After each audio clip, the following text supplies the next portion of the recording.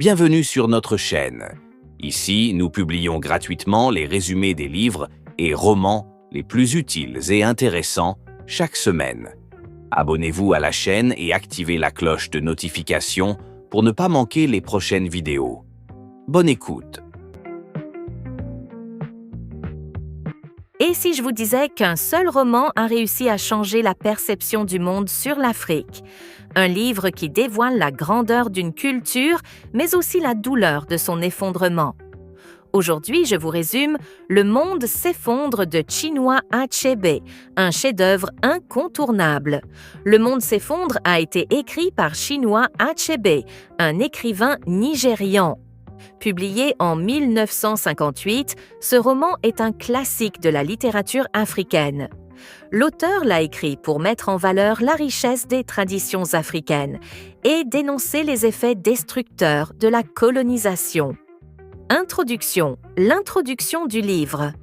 Le monde s'effondre nous plonge au cœur de la vie d'Okonkwo, un homme respecté, craint et admiré dans son clan Igbo. Achebe choisit de commencer par présenter un personnage fort, courageux et travailleur, symbole d'une société qui valorise l'honneur, la force et la persévérance. Dès les premières lignes, le lecteur comprend que l'histoire d'Okonkwo n'est pas seulement celle d'un individu, mais celle d'un peuple enraciné dans des traditions profondes. L'auteur peint avec précision le quotidien des Igbo, leurs rites, leurs croyances et leurs valeurs. L'introduction nous révèle une société organisée, riche de codes et de sagesse ancestrale. Contrairement aux représentations coloniales qui réduisaient l'Afrique à un espace vide de culture, Achebe montre dès le départ la beauté et la complexité de ce monde. Le lecteur est invité à découvrir une civilisation vivante, structurée et fière de son identité. Cependant, derrière cette vitalité se dessine déjà une tension. L'histoire d'Okonkwo, marquée par son désir de s'opposer à la faiblesse de son père, annonce des luttes intérieures plus profondes. En mettant en avant ses qualités, mais aussi ses excès, Achebe prépare le terrain pour un récit où l'équilibre fragile d'une société va être mis à l'épreuve. L'introduction est ainsi plus qu'une simple mise en contexte. Elle installe un double enjeu: comprendre la grandeur d'une culture et pressentir la menace qui plane sur elle. Achebe utilise Okonkwo comme un miroir pour refléter les forces et les contradictions de son peuple, donnant au lecteur la clé pour saisir la portée universelle de ce drame. Chapitre 1. Le premier chapitre de Le monde s'effondre s'ouvre sur la figure imposante d'Okonkwo, guerrier reconnu et homme d'influence au sein du clan d'Umuofia. Achebe choisit de présenter son héros non pas par des discours, mais par des faits. On apprend qu'Okonkwo s'est fait connaître très jeune grâce à un exploit marquant. Il a terrassé Amalins le chat, un lutteur invaincu depuis des années. Ce triomphe est symbolique, car il place Okonkwo comme l'incarnation de la force et de la volonté, deux qualités qui définissent à la fois son identité et son destin. L'auteur insiste sur cette victoire, car elle devient le point de départ d'une réputation bâtie sur la performance, la sueur et le refus de la médiocrité. Achebe met immédiatement en contraste la figure du fils et celle du père. Unoka, le père d'Okonkwo, est décrit comme un homme faible, rêveur, joueur et incapable de subvenir aux besoins de sa famille. Dans une société qui valorise le travail agricole, la richesse en igname et la capacité à entretenir une famille nombreuse, Unoka est un symbole de honte. Cette opposition explique la motivation profonde d'Okonkwo. Il ne veut pas répéter l'échec paternel, il veut prouver sa valeur. On retrouve ici l'idée développée par Nietzsche selon laquelle l'homme devient ce qu'il surmonte, car c'est en s'opposant à la paresse et à l'échec de son père qu'Okonkwo forge son identité. Le chapitre met aussi en lumière la logique sociale du clan. La richesse se mesure à la récolte d'igname, qui représente la force et la prospérité. Achebe fait comprendre que la réussite personnelle n'est pas seulement une affaire individuelle, mais qu'elle est indissociable de l'honneur du groupe. Dans ce contexte, Okonkwo est admiré, mais il est aussi prisonnier des exigences d'une société qui tolère mal la faiblesse. Comme le rappelle Montesquieu, l'honneur est l'esprit des monarchies. Et dans le cas des Igbo, l'honneur est le ciment qui tient l'ordre social. Achebe ne se limite pas à la description d'un personnage ou d'un milieu. Il esquisse déjà une critique des excès. Okonkwo, obsédé par la force et la virilité, ne laisse aucune place à la tendresse ou à la vulnérabilité.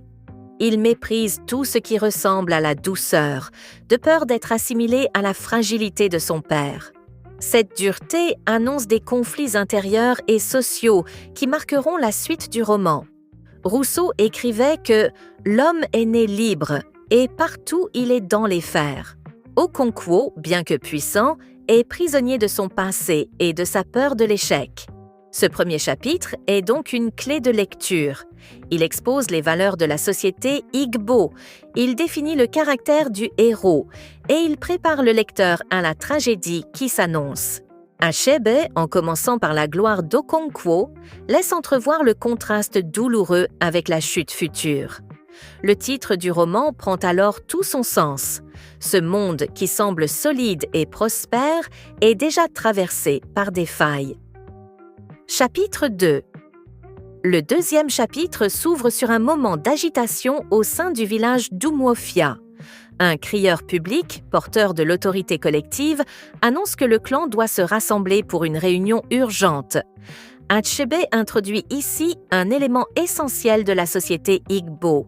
Le pouvoir ne repose pas sur un seul chef, mais sur un conseil où la parole circule. Ce choix narratif permet au lecteur de comprendre que la démocratie traditionnelle africaine, bien avant la colonisation, était déjà vivante. Comme le rappelle Alexis de Tocqueville, la liberté naît dans la participation. Et chez les Igbo, la parole publique est un pilier de l'ordre social. La cause de la réunion est grave. Un membre d'un clan voisin, Mbaino, a tué un citoyen d'Umuofia. Dans une culture où l'honneur collectif prime, un tel acte ne peut rester impuni. On retrouve ici une logique de justice réparatrice. Le clan offensé exige réparation pour éviter la guerre. Finalement, Mbaino accepte de livrer un jeune garçon, Ikemefuna, ainsi qu'une vierge, en guise de compensation. Ce passage illustre à quel point les conflits intercommunautaires sont réglés selon des codes établis, qui visent à restaurer l'équilibre et non à nourrir la vengeance. Gandhi disait « œil pour œil, et le monde deviendra aveugle ». Or, dans ce cas, Achebe montre que les Igbo privilégient l'arbitrage collectif, ce qui nuance les préjugés occidentaux sur les sociétés barbares. Okonkwo est choisi pour aller chercher Ikemefuna, preuve de sa place influente dans le clan. Le jeune garçon, arraché à sa famille, devient un personnage central du récit. Il représente l'innocence sacrifiée sur l'autel des traditions et des rapports de force.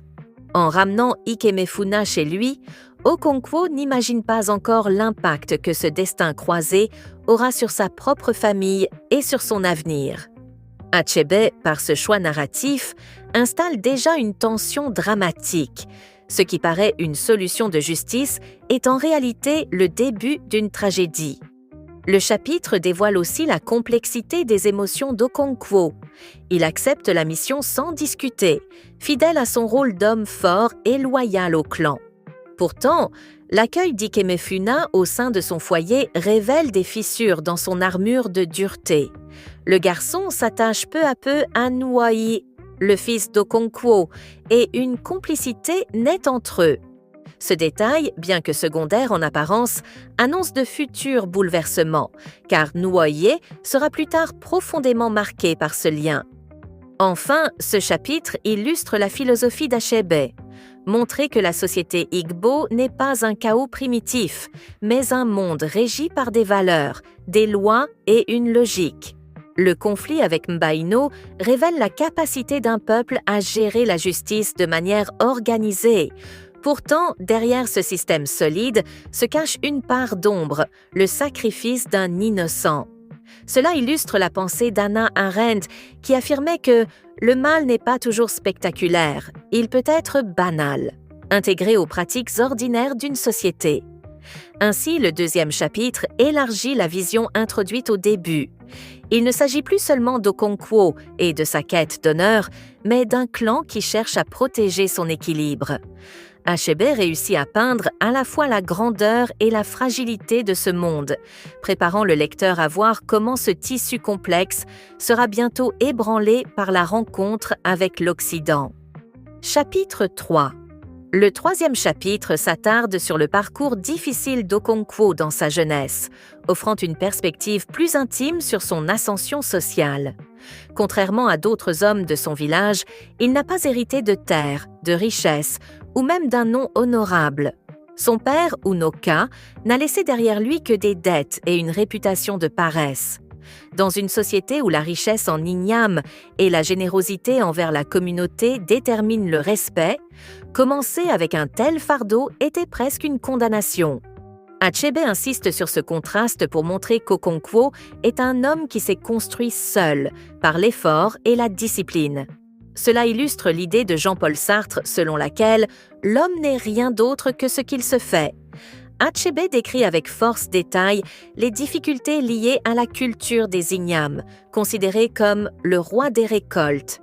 Cultiver les ignames demande une grande force physique, mais aussi de la patience et de la sagesse. Le jeune Okonkwo, sans héritage, doit emprunter ses premières semences à un riche homme du village. Malheureusement, la première année de culture est catastrophique, marquée par une sécheresse suivie de pluies diluviennes. Cette saison dramatique est restée gravée dans la mémoire collective comme l'année où le ciel s'était effondré. Malgré tout, Okonkwo ne s'effondre pas. Achebe le montre endurant la faim, la frustration et la peur de l'échec, mais continuant à travailler.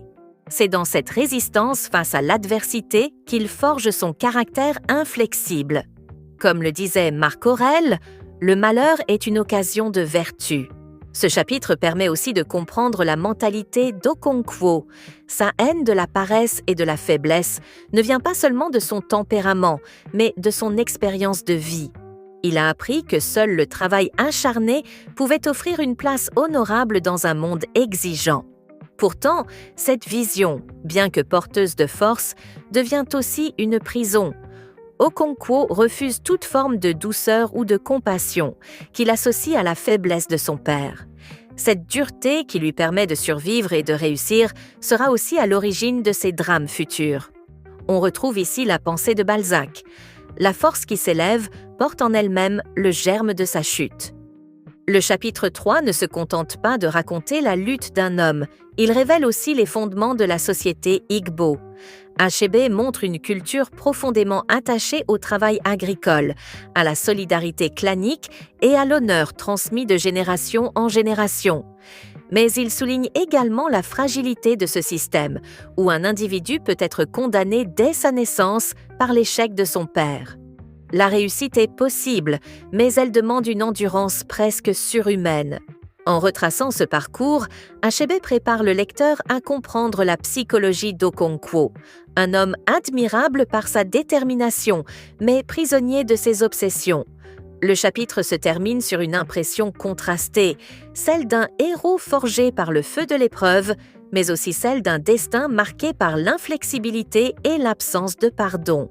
Chapitre 4. Le quatrième chapitre poursuit la mise en lumière de la personnalité complexe d'Okonkwo. Dans son village, il est admiré pour son courage, son travail acharné et sa richesse. Il a bâti sa réputation en partant de rien, et cela force le respect de tous. Pourtant, derrière cette réussite, Achebe souligne une dureté excessive. Okonkwo est animé par une peur viscérale, d'être vu comme faible ou paresseux, peur héritée du souvenir honteux de son père Unoka. Cette obsession l'amène parfois à dépasser les limites imposées par les traditions de son peuple. Un exemple marquant est celui de l'homme pauvre à qui Okonkwo a prêté des semences d'igname. Lorsque ce dernier ne parvient pas à rembourser sa dette à cause d'une mauvaise saison, Okonkwo réagit avec mépris et dureté, refusant de reconnaître la part de malchance qui peut frapper tout agriculteur. Achebe montre ici la rigidité d'Okonkwo. Il ne tolère aucune excuse, aucune faiblesse, même lorsqu'elle est légitime. Aristote écrivait que « la vertu est le juste milieu entre deux excès », mais Okonkwo, lui, se situe toujours dans l'excès, refusant la moindre nuance. Ce chapitre développe aussi le thème de la violence domestique. Lors d'une fête religieuse où il est interdit de battre sa femme, Okonkwo, emporté par sa colère, transgresse l'interdit et la frappe. Cet acte est mal vu par la communauté, qui considère non seulement la violence comme un abus, mais aussi comme un sacrilège quand elle se produit dans un temps consacré aux dieux. Achebe souligne ainsi que même dans une société patriarcale, il existait des limites à l'autorité de l'homme. En franchissant ces bornes, Okonkwo se marginalise peu à peu. Hannah Arendt rappelait que le pouvoir s'effondre quand il n'est plus limité, et ce geste illustre la manière dont Okonkwo, en ne se contrôlant pas, fragilise sa propre autorité. Le chapitre 4 introduit également un élément narratif important, le rôle grandissant d'Ikemefuna dans la maison d'Okonkwo. Bien que le jeune garçon ait été donné en otage par le clan de Mbaino, il commence à trouver sa place dans cette nouvelle famille.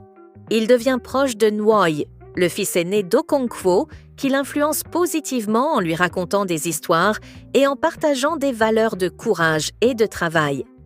Nwoy, jusque-là jugé trop tendre par son père, commence à se transformer sous l'influence d'Ikemefuna. Achebe utilise cette relation pour montrer la force de l'éducation par l'exemple et l'importance des liens fraternels. Comme le disait Platon, l'éducation consiste à donner au corps et à l'âme toute la beauté et toute la perfection dont ils sont susceptibles. Ikemefuna devient, sans le savoir, un éducateur pour Nwoye, et cela prépare des événements décisifs pour la suite du récit.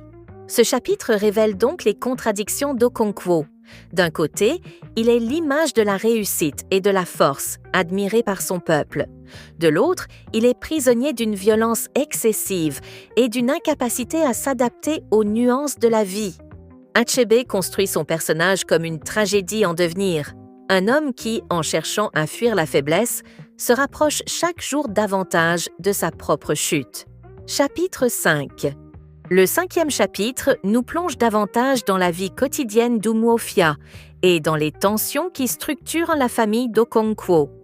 Achebe choisit de montrer cette société à travers ses fêtes et ses rituels, révélant à la fois sa richesse culturelle et les attentes strictes qu'elle impose à ses membres. La fête des récoltes, par exemple, est décrite avec minutie. Chants, danses et sacrifices témoignent de l'importance de la communauté et de la religion dans la vie quotidienne. Chaque geste a une signification précise et chaque individu participe au maintien de l'équilibre social. Cela montre que les Igbo ne sont pas un peuple chaotique, mais un peuple organisé, où le rituel relie la vie spirituelle à la vie matérielle. Dans ce chapitre, Okonkwo se distingue encore par son comportement excessif. Il est obsédé par l'idée de montrer sa force et son autorité, surtout devant les autres hommes. Cette obsession le conduit parfois à des excès lors des fêtes.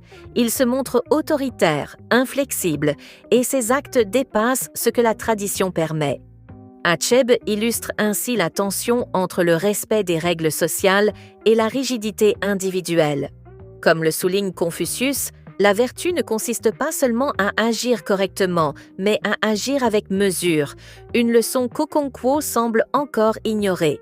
Le chapitre 5 met aussi en avant la relation entre Okonkwo et son fils Nwoye. Ce dernier est de plus en plus influencé par Ikemefuna, dont l'histoire et le comportement inspirent tendresse et curiosité. Nwoye commence à s'écarter des valeurs strictes imposées par son père, ce qui crée une tension silencieuse mais constante. Achebe montre ainsi le conflit entre l'éducation traditionnelle fondée sur la force et la virilité, et une sensibilité plus douce, qui peut apparaître comme une faiblesse pour certains, mais comme un enrichissement pour d'autres. Cette dualité annonce les futurs choix tragiques de la famille.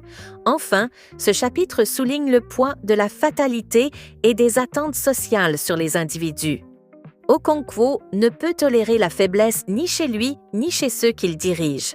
Sa peur de l'échec et du déshonneur guide chacune de ses actions, créant un personnage admirable dans sa détermination, mais profondément fragile sur le plan émotionnel.